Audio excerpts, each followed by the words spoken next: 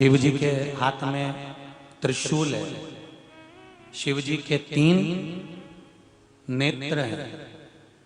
बेलपत्री में भी 3 बोलते जाओ पत्ती है।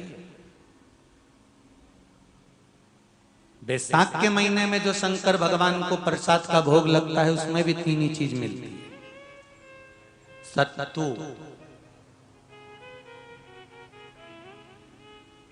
कोई दूसरे महीने में बनता है? जम के तो बोलो नहीं। कब बनता है? यही बैसाख के महीने में। चने की दाल, गेहूं और जौ, इन तीनों को गलाकर सेक कर जो सत्तू तैयार होता है, इसी बैसाख के महीने में परशुराम जयंती के दिन या अमावस्या के दिन या पूर्णिमा के दिन शंकर भगवान को समर्पित होता है और भगवान विष्णु को समर्पित होता है। दुनिया के लोग कहते क्या होता है सत्तू से?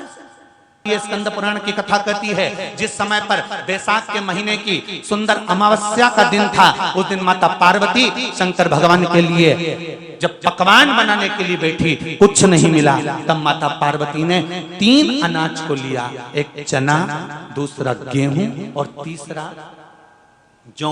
इन तीनों को भींग रहे थे, उसको लेकर आए गंगा जी में से, उसको सेक कर माता ने अंगीठी पर और उसका जो सत्तू बनाकर शिव को दिया। शंकर भगवान ने कह दिया, सुन पार्वती, ये सत्तू नहीं, ये मेरी औषधि है। बैसाख के महीने में जो खाएगा वो जिंदगी भर रोएगा नहीं, शरीर से स्वस्थ हो। अब उसको लोगों ने हंसी खेल में ले लिया। सत्तू का क्या काम, मम्मी हम नहीं खाएंगे, बड़ा बुरा। शिव जी का एक एक चीज,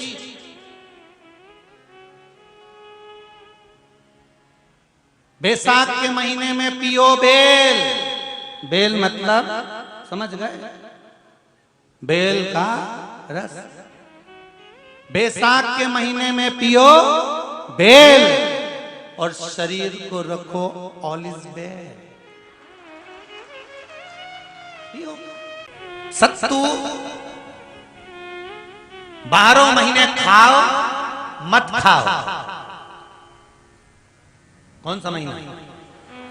बैसाख के महीने में सत्तू जरूर खाओ। और सत्तू चाइना से नहीं आएगा, इंडिया में ही बनेगा और बना भारत में ही।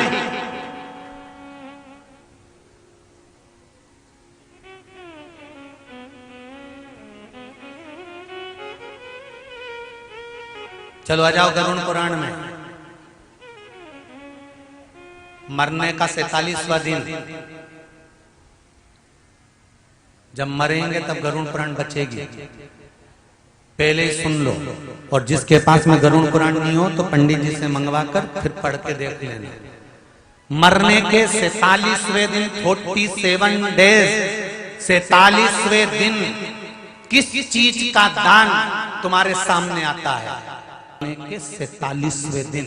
10 दिन तक तो जीवात्मा घर की अटारी पे रहती, मरने के बाद 12वें के दिन चली जाती है। उसके बाद में जब 47वां दिन आता है तो 47वें दिन जीवात्मा को क्या दान करा जाता है?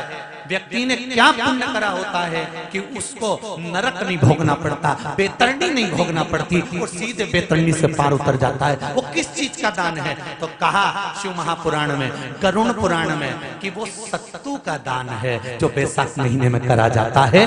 सत्तू का दान 3 चीजों से मिलकर बनता है। जौ, बोलते जाओ जल्दी, गेहूं, चना, ये 3 चीज से मिलकर बनता है। इसमें जो बारीक बारीक कण होते हैं, जितने जितने 3 चीज के मिले हुए बारीक बारीक कण होते हैं, ये जब दान किया जाता है सत्तू का, तब ये बेतरनी तरने के लिए 47वें दिन इस जीवात्मा ने अगर सत्तू का दान करा होता है या सत्तू का सेवन बैसाख के महीने में करा होता है, तो उसको बेतरनी नहीं भोगना पड़ती, डायरेक्ट सीधे रतलाम उज्जैन से डायरेक्ट। किस किस क्या बनता है सत्तू?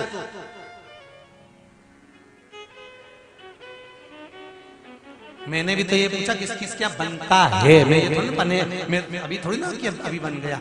बैसाख में बनता तो होगा। पहले गांव के लोग तीरथ करने जाते थे, गांव का लोग जब तीरथ करने जाता था कोई सामान नहीं ले जाता, सत्तू बांधी पोटली में धरा यूं और पानी में घोलिया और नमक डालिया या शक्कर या गुड़ घोल के और पी के वही चले। आज के अब जब सैनिक युद्ध करने जाता है, थक जाता है, बहुत थकान हो जाती है, जब उससे देखा जाता है तो सैनिक का जो कमांडर होता है वो सत्तू मंगवाता है और गिलास में घोल घोल कर पूरी सेना को पिलवाकर फिर युद्ध में उतार देता है।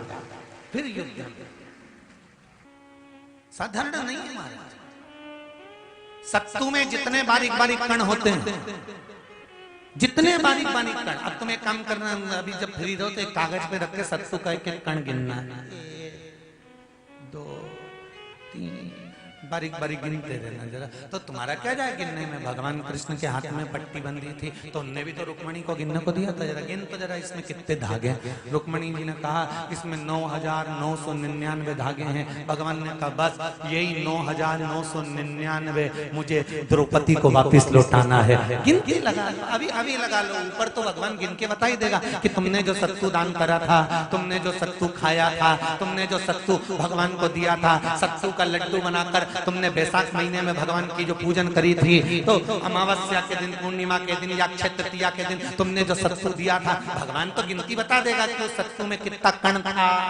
और अगर नहीं बताए तो तुम आंदोलन पे बैठ जाए। श्री शिवाय नमस्तुभ्यम मित्रों, हमारे YouTube चैनल MP 49 पंडित प्रदीप मिश्रा में आप सभी शिव भक्तों का हृदय से स्वागत है। परम पूज पंडित प्रदीप मिश्रा जी के सरल उपायों को देखने व सुनने के लिए हमारे चैनल को लाइक, शेयर व सब्सक्राइब करना ना भूलें। परम पूज पंडित प्रदीप मिश्रा जी के द्वारा बताए जाने वाले प्रत्येक उपायों को आप तक पहुंचाने के लिए हम सदैव तत्पर रहते हैं। श्री शिवाय नमस्तुभ्यम।